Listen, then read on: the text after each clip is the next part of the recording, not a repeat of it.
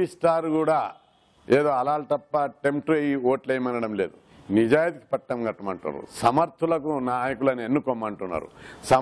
రాష్ట్రం అంతా కూడా రాష్ట్రంలోని రాజకీయం అంటే రాజకీయ నాయకులు అంటే ప్రజలందరికీ రోత అసహించుకుంటున్నారు. అట్లాంటిది కాకుండా సంఘ సేవ, సమాజ అభివృద్ధి, పేద ప్రజల అభివృద్ధి, అది నిరుద్యోగులకు ఉపాధి ఉద్యోగము కల్పించేటటువంటి నాయకులకు, నిజాయితీపరులైనటువంటి నాయకులు, ప్రజల కోసం పోరాడే నాయకుల కోసమే మీరు ఎన్నుకోండి. అట్లాంటి వాళ్ళే ముఖ్యమంత్రి కావాలని యాక్టర్లు కూడా అంటున్నారు.